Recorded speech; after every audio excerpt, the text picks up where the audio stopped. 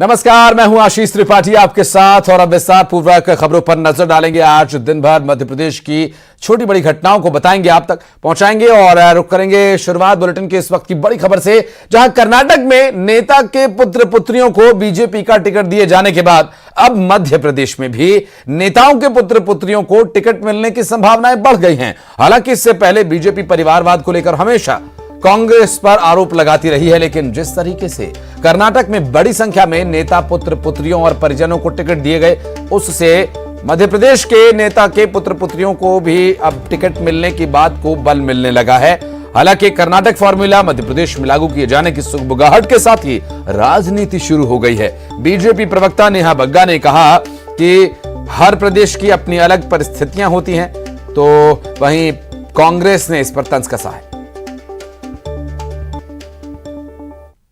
सिद्धार्थ मलैया जी Bharatiya Janata party परिवार के ही सदस्य हैं और कई बार कई प्रकार के आक्रोश में निर्णय लिए जाते हैं, पर जो भारतीय जनता पार्टी की विचारधारा है, जो संगठन जिस प्रकार से काम करता है, जिस तरीके से सरकार की योजनाओं का लाभ जन जन तक पहुंच रहा है, इसको लेकर वो जरूर आए हैं वापस अपने परिवार में ही। पर मैंने जैसे कहा कि समीकरण सब राज्यों के अलग रहते हैं। मध्य प्रदेश में जिस प्रकार का जो कैंडिडेट होगा, उसकी जो जनता तक पहुंच होगी, उसकी जो स्वीकार्यता होगी, उसी के आधार पर मध्य प्रदेश में भी निर्णय होगा। भारतीय जनता पार्टी में परिवारवाद की बेला है पूरी की पूरी। भारतीय जनता पार्टी जो आरोप लगाती है वो उसमें खुद जरूर मौजूद होता है और यही देखने को मिला कर्नाटक में। न जाने कितने परिवारवाद के नाम टिकट दिए गए, लगभग मेरी जानकारी 30-35 की है। मध्य प्रदेश में भी यही क्रम दिख रहा है। जिस तरह से जयंत मलैया जी को पहले अपमानित किया गया, उनके बेटे को पार्टी से निकाला गया, अब सिद्धार्थ मलैया को वापस ले लिया है पार्टी के अंदर। खैर ये तो आज की तारीख में अपराधी और आरोपियों को वापस ले रहे हैं पार्टी के अंदर, जो कुछ भी कर सकते हैं। लेकिन ये वही है कि हार सामने दिख गई है, बौखलाहट खुल के आ रही है बीजेपी के सामने और ये अपने जो ये तथाकथित सिद्धांतों की बात करते हैं उनके आगे घुटने टेकने को मजबूर हो गए हैं। कुछ भी कर लें, भारतीय जनता पार्टी पूरे प्रदेश में अपने कार्यकर्ताओं को छोड़ के नेता पुत्रों को टिकट दे दे, हमें कोई आपत्ति नहीं है, वो दे। उसके बाद भी इनकी जमानत जब्त होने वाली है। और एमपी में इन दिनों कोरोना कंट्रोल में है, लेकिन नेताओं की बयानबाजियां कंट्रोल में नहीं हैं। कोरोना पर छिड़े बयान के बाद अब कांग्रेस के पूर्व मंत्री पीसी शर्मा का बयान आया। पीसी शर्मा ने कहा कि सच में दिग्विजय सिंह बीजेपी के लिए कोरोना है और वे बीजेपी से चिपक कर बीजेपी को खत्म कर देंगे। दिग्विजय सिंह जी ने सही कहा है, वो कोरोना है बीजेपी के लिए, बीजेपी को चिपक के वो समाप्त कर देंगे और इसीलिए डरे हुए हैं, इसलिए मध्य प्रदेश में घूम रहे हैं, गांव-गांव, शहर-शहर। और बीजेपी इन सब चीज़ों से परेशान है कि ये सही माने में कोरोना और ये बीजेपी को ख़त्म करने की उन्होंने पूरे मध्य प्रदेश में घूम रहे हैं। और कांग्रेस विधायकों ने जिला प्रशासन पर विकास कार्यों में भेदभाव का आरोप लगाया। जिला स्तरीय दिशा की बैठक में कांग्रेस विधायक प्रवीण पाठक बिफर गए और ग्वालियर दक्षिण और ग्वालियर पूर्व विधानसभा के साथ विकास कार्यों में भेदभाव करने का आरोप लगाया। इनका आरोप है कि ऊर्जा मंत्री की ग्वालियर विधानसभा में खूब विकास कार्य हो रहे हैं। वहीं बीजेपी के सांसद विवेक शेजवलकर ने कहा कि हमारी नजर में सभी विधानसभा एक जैसी हैं, किसी के साथ भेदभाव नहीं हो रहा है।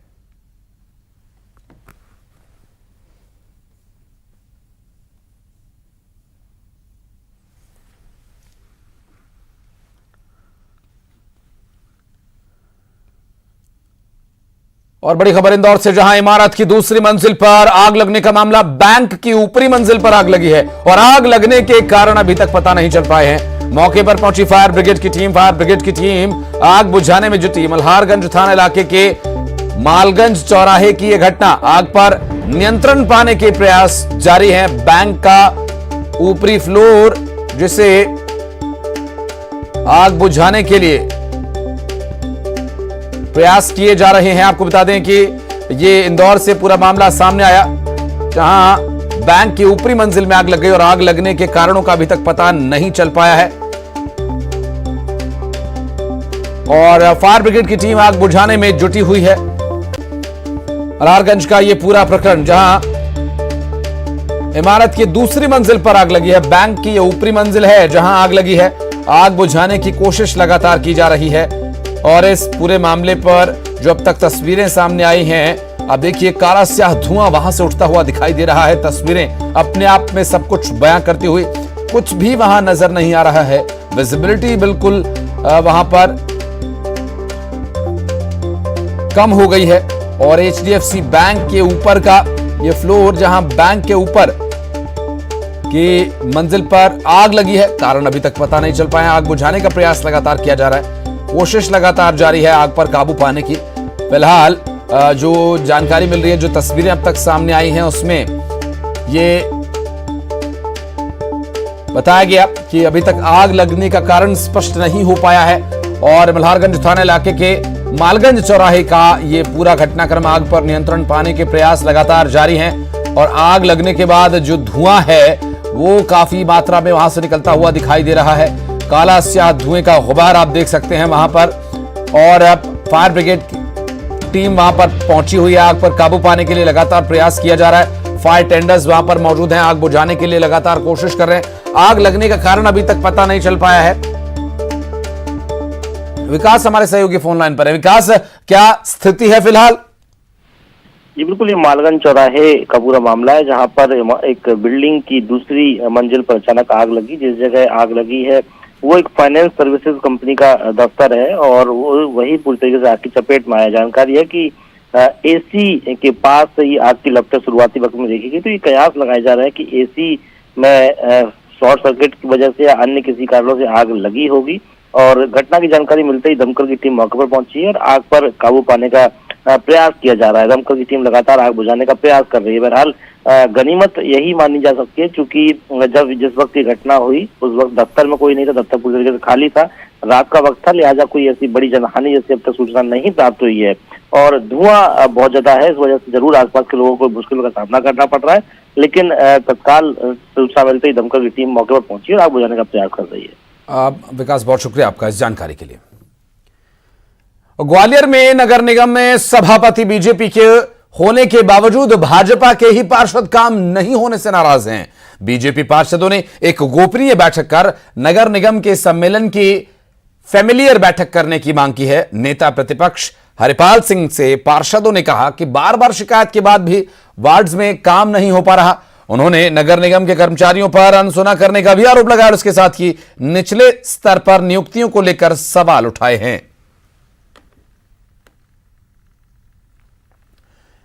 और ब्रिलियंट कन्वेंशन सेंटर में इंदौर नगर निगम का सालाना बजट पेश किया गया। महापौर पुष्यमित्र भार्गव ने वित्तीय वर्ष 2023-24 के लिए करीब 7,500 करोड़ रुपए का बजट पेश किया। 88 करोड़ के घाटे के बजट में इंदौर को क्लीन सिटी के साथ ही solar city, digital city, green city, योग city, best traffic management city बनाने पर फोकस किया गया। बजट में नगर निगम ने एक और नवाचार किया, जिसमें शहर में मिलेट्स कैफे खोलने का ऐलान किया गया और बजट में स्वास्थ्य और शिक्षा पर जोर दिया गया। इस साल शहर में 6 मॉडल स्कूल्स खोले जाएंगे, साथ ही हर जोन में एक मॉडर्न लाइब्रेरी बनाई जाएगी और योग और विज्ञान को घर घर तक पहुंचाने के लिए सभी 85 वार्ड्स में योग केंद्र स्थापित किए जाएंगे। साथ ही प्रत्येक वार्ड में एक संजीवनी क्लिनिक और ओपन जिम खोला जाएगा। डिजिटल सिटी के लिए 60 करोड़ का प्रावधान किया गया, जिसमें 150 चौराहों को फ्री वाईफाई जोन घोषित किया जाएगा।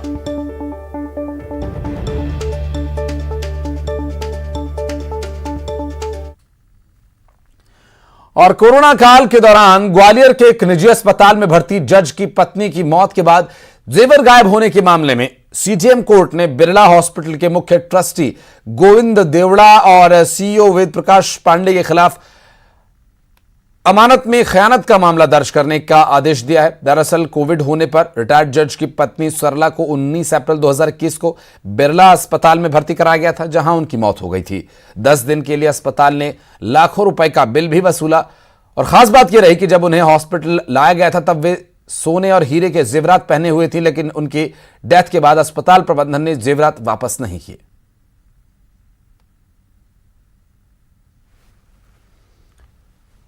और बागेश्वर धाम के पंडित धीरेन्द्र कृष्ण शास्त्री की ओर से कलचुरी समाज के आराध्य राज राजेश्वर सहस्त्रार्जुन के खिलाफ की गई अभद्र टिप्पणी पर विवाद हो गया। अखिल भारतीय हयवंशीय क्षत्रिय केंद्रीय संचालन समिति के राष्ट्रीय अध्यक्ष ने पंडित धीरेन्द्र शास्त्री के खिलाफ राष्ट्रीय स्तर पर आंदोलन चलाने की घोषणा की, तो वहीं विश्व धर्म संसद के प्रदेश अध्यक्ष पंडित अजय पुरोहित ने भी पंडित धीरेन्द्र शास्त्री के बयान का विरोध करते हुए उनसे तुरंत माफी मांगने को कहा। बता दें कि पंडित धीरेन्द्र शास्त्री ने एक वीडियो जारी कर परशुराम की महिमा को बताया, लेकिन वो इस वीडियो में कलचुरी समाज के आराध्य राज राजेश्वर सहस्त्रार्जुन के खिलाफ अभद्र टिप्पणी करते नजर आए। है वंश के विनाश के लिए भगवान परशुराम ने परसा अपने हाथ में उठाया। है वंश का राजा बड़ा ही कुकर्मी, साधुओं पर अत्याचार करने वाला, स्त्रियों पर बलात्कार करने वाले जितने भी क्षत्रिय वंश के राजा थे, ऐसे आतताइयों के खिलाफ परसा उठाया भगवान परशुराम ने। और भगवान श्री राजराजेश्वर के विषय में जो पंडित धीरेन्द्र शास्त्री ने उल्लेख किया है वे अत्यंत निंदनीय है। अत्यंत घोर शब्दों में मैं उसकी निंदा करता हूं। और दतिया के सेवड़ा जेल से एक सीसीटीवी वीडियो सामने आया जिसमें जेलर मंजू कुजूर के पति बेरोक-टोक जेल में घूमते दिखाई दे रहे हैं। जेल के अंदर और बैरकों में आता जाता वो दिखाई दे रहा है। जेल कर्मचारियों ने हाल ही में जेलर और उसके पति की जेल में अवैध वसूली की जेल डीजी को शिकायत भेजी है। जेल कर्मचारियों का यह आरोप है कि जेलर का पति आजीवन कारावास की सजा भी काट चुका है और वो जेल में अराजकता फैला रहा है। सेवड़ा जेल का जो सीसीटीवी सामने आया उससे ये बात साबित हो गई। जेल कर्मचारियों की शिकायत बिल्कुल सही है।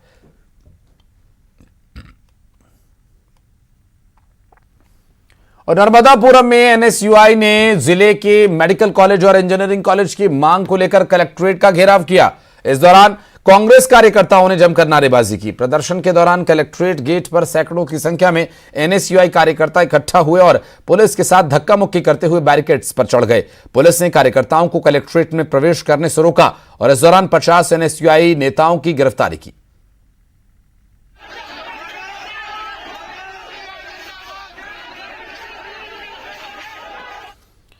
जबलपुर की जिला अदालत ने दोहरे हत्याकांड के मामले में 3 दोषियों को फांसी की सजा सुनाई।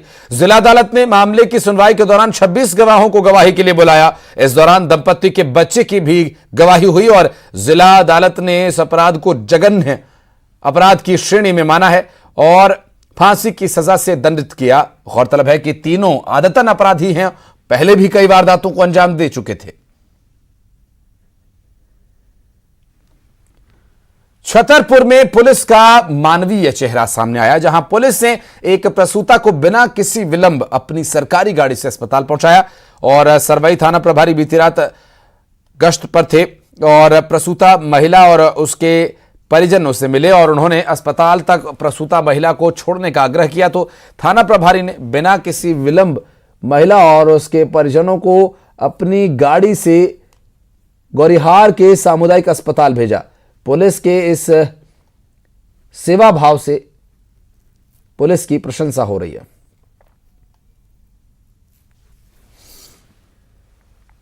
खबर सतना से, जहां पर एक डॉक्टर दंपत्ति पर अपनी निजी क्लिनिक में भ्रूण हत्या और लिंग परीक्षण करने का आरोप लगा है और दरअसल डॉक्टर और उसके साथ एक नर्स कुछ मेडिकल वेस्ट जलाते हुए पकड़े गए। मीडिया के वहां पहुंचने पर डॉक्टर नर्स के साथ भाग खड़ा हुआ और डॉक्टर मनोज जगवानी, उसकी पत्नी भूमिका जगवानी एक अवैध क्लिनिक चलाते हैं। शिशु रोग विशेषज्ञ मनोज जगवानी की पत्नी भूमिका प्रसव विशेषज्ञ हैं और सतना जिला अस्पताल में पदस्थ हैं। जब मीडिया डॉक्टर से बात करने पहुंची तो वो बाहर ही नहीं आया। बहरहाल जिला स्वास्थ्य अधिकारी ने लिखित शिकायत मिलने पर जांच की टीम बनाकर जांच किए जाने की बात कही है।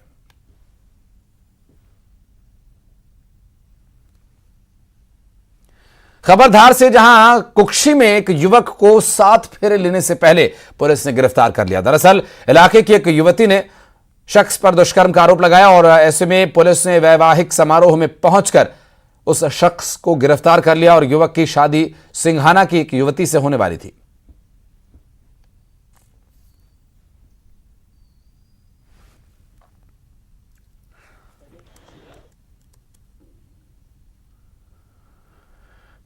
और इंदौर में परीक्षा में फेल होने से परेशान छात्रों ने आत्महत्या कर ली। शहर के परदेसीपुरा थाना इलाके के सर्वहारा नगर में रहने वाली किशोरी 9वीं कक्षा में पढ़ती थी। वो परीक्षा में फेल हो गई थी। बताया जाता है कि इससे वो बहुत परेशान थी। छात्रा ने एक सुसाइड नोट भी छोड़ा है जिसमें लिखा है कि मुझे पता है मैं किसी लायक नहीं हूं, मम्मी मैं न पढ़ने में अच्छी हूं न काम में। आप सच कहती थी, मैंने बहुत कोशिश की पर अब जी नहीं पाऊंगी। बाय मम्मी, ध्यान रखना अपना।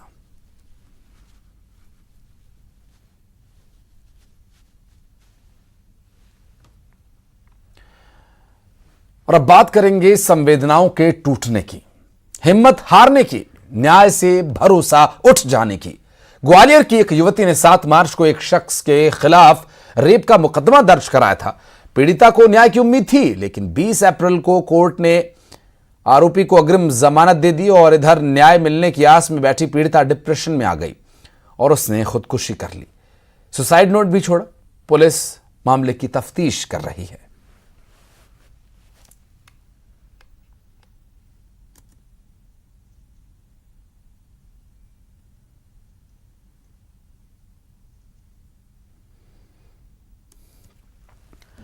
और खबर सतना से, जहां बदमाशों ने दिन दहाड़े एक महिला का अपहरण कर लिया। कट्टे की नोक पर 4 लोग जबरन कार में बिठाकर अमरपाटन की ओर लेकर भागे। जैसे ही बदमाशों की गाड़ी रामनगर कस्बा पहुंची, महिला ने शोर मचाना शुरू कर दिया और इधर पुलिस ने भी पीछा करते हुए अपहरणकर्ताओं को धर लिया। आरोपियों में एक महिला समेत 4 लोग शामिल हैं। महिला की सकुशल बरामदगी हो गई है। बदमाशों ने हत्या और लूट के चश्मदीद गवाह को बयान बदलवाने के इरादे से इस वारदात को अंजाम दिया था।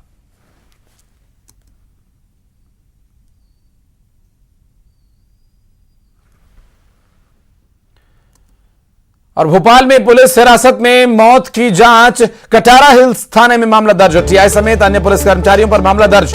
2019 में कटारा हिल्स थाने में मौत का मामला। पॉस्को एक्ट में गिरफ्तार आरोपी की हुई थी मौत। न्यायिक जांच में थाने के स्टाफ की लापरवाही का खुलासा।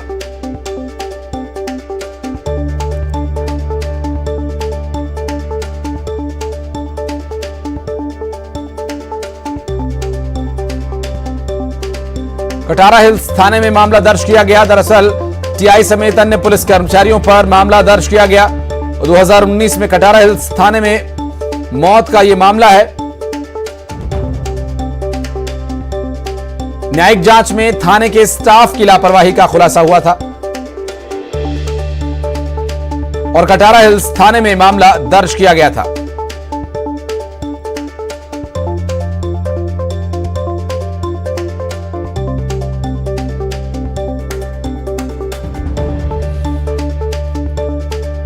और न्यायिक जांच में थाने के स्टाफ की लापरवाही का खुलासा हुआ था। दरअसल इस पूरे मामले को लेकर, जहां 2019 में कटारा हिल्स थाने में मौत का मामला है,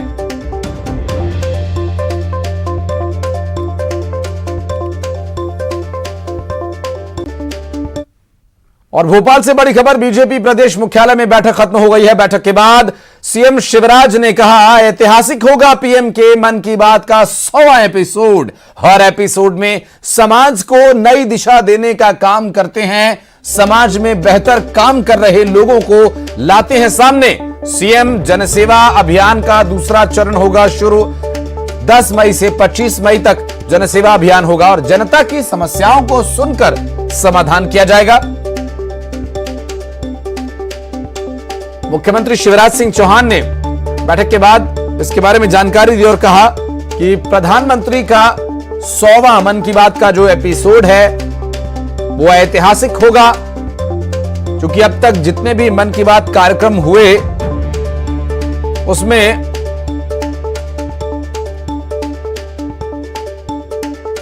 समाज को दिशा देने का काम किया गया और समाज में बेहतर काम करने के लिए लोगों को प्रेरित किया गया और जो लोग इसमें कामयाब हुए उन्हें आगे आने का मौका दिया गया और उन्हें सामने लेकर आए। बैठक के बाद मुख्यमंत्री शिवराज सिंह चौहान ने जानकारी दी, ऐतिहासिक होगा मन की बात का 100वां एपिसोड। हर एपिसोड में समाज को नई दिशा देने का काम करते हैं, समाज में बेहतर काम कर रहे लोगों को लाते हैं सामने। सीएम जनसेवा अभियान का दूसरा चरण शुरू होगा और 10 से 25 मई तक जनसेवा अभियान चलाया जाएगा। दरअसल आपको बता दें कि प्रधानमंत्री नरेंद्र मोदी 30 अप्रैल को आने वाले रविवार को 100वां एपिसोड मन की बात का बोलेंगे और बढ़ते आगे, सिंगरौली जिले में पैसों के विवाद में भतीजे ने अपने चाचा और उसके बेटे की वाहन से कुचलकर हत्या कर दी। पिता पुत्र की मौके पर ही मौत हो गई, जबकि आरोपी घटना के बाद से फरार है। पुलिस मामले की तफ्तीश में जुटी है। हत्याकांड के बाद कचनी इलाके में हड़कंप मच गया। पूरा मामला प्रॉपर्टी के विवाद और पैसों के लेन देन से जुड़ा है। सूचना मिलने के बाद मौके पर एडिशनल एसपी सहित बैढ़न थाना पुलिस पहुंची और पुलिस का यह कहना है कि आरोपी फिलहाल फरार है, उसकी तलाश की जा रही है। सुप्रीम कोर्ट ने समलैंगिक विवाह को मान्यता देने वाली याचिका को भले ही 5 सदस्यीय संवैधानिक पीठ को सौंप दिया हो, लेकिन समलैंगिक विवाह को लेकर जमकर विरोध हो रहा है। सामाजिक कार्यकर्ता माला सिंह ठाकुर के नेतृत्व में सामाजिक संगठनों की महिलाओं ने इंदौर के कलेक्ट्रेट कार्यालय पर जमकर प्रदर्शन किया और कलेक्टर को प्रधानमंत्री, राष्ट्रपति और चीफ जस्टिस ऑफ इंडिया के नाम ज्ञापन सौंपा। इसमें समलैंगिक विवाह को मान्यता न देने की मांग की गई।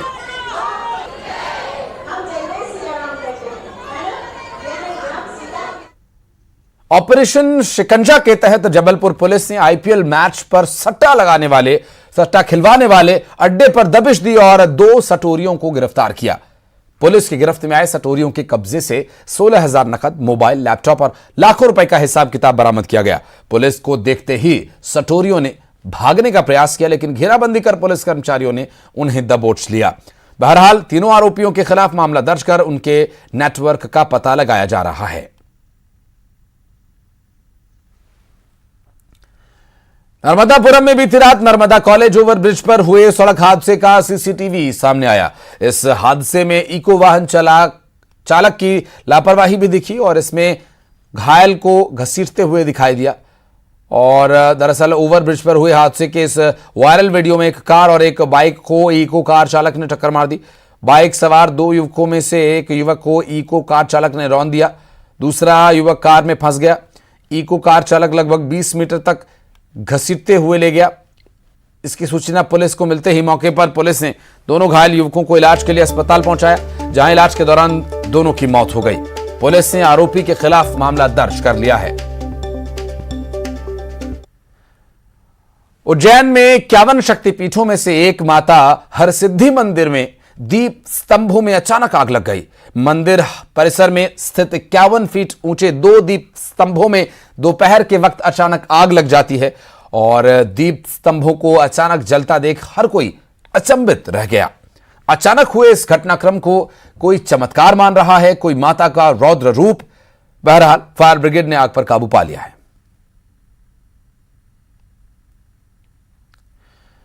और ग्वालियर पुलिस की अनोखी हेलमेट मुहिम सुर्खियों में है। यातायात जागरूकता अभियान के तहत घाटी गांव पुलिस ने हेलमेट लगाकर वाहन चलाने वालों को गोल्डन ट्रॉफी दी। हेलमेट अवश्य लगाऊंगा। सर इधर देखिए, सर इधर। और मुंबई से बड़ी खबर, अभिनेत्री जिया खान सुसाइड मामले में कल फैसला आएगा। दरअसल सीबीआई की विशेष कोर्ट फैसला सुनाएगी। एक्टर सूरज पंचोली आरोपी हैं और कल इस पूरे मामले का फैसला आना है। मुंबई से बड़ी खबर, अभिनेत्री जिया खान सुसाइड मामले में सीबीआई की विशेष अदालत फैसला सुनाएगी। एक्टर सूरज पंचोली पर आरोप है और इस पूरे मामले में कल क्या कुछ फैसला आता है, देखने का विषय होगा। और जबलपुर में एसपी टीके विद्यार्थी ने शहर के लोगों की परेशानी का सबब बने बुलेट बाइक के मॉडिफाइड साइलेंसर्स को बंद करने की मुहिम छेड़ दी है और 3 दिन में पुलिस ने शहर के सभी थाना क्षेत्रों में अभियान चलाकर तेज आवाज वाले साइलेंसर्स पर कार्रवाई की और ऐसी दुकानों पर कार्रवाई की जो ऐसे साइलेंसर्स लगाते हैं। गुना के सरकारी महाविद्यालय में लॉ के असिस्टेंट प्रोफेसर दुष्यंत कौल और इंग्लिश के असिस्टेंट प्रोफेसर शालिनी कौशिक के लिए गुना की सड़कें यातायात के नियमों का पालन करने की जगह डांस करने की जगह बन चुकी हैं। जहां सड़क पर यातायात के नियमों के अनुसार बाएं तरफ पैदल चलने का नियम होता है, वहीं इन नियमों को ताक पर रखकर दोनों ने मिलकर बीच सड़क पर ही खुलकर डांस करके वीडियो बनाया, सोशल मीडिया पर अपलोड कर दिया। वीडियो में बीच सड़क पर फिल्मी गाने पर डांस करते हुए यातायात नियमों की न सिर्फ धज्जियां उड़ाई गई, बल्कि ऐसे में कोई तेज रफ्तार वाहन अगर अचानक आ जाता तो हादसा भी हो सकता था।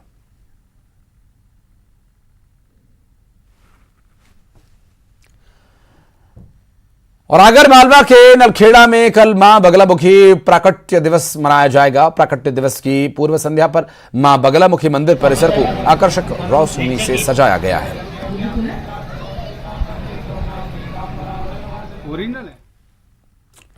और एक छोटे से ब्रेक के लिए रुक रहे, खबरों का सिलसिला आगे भी जारी है। हैं।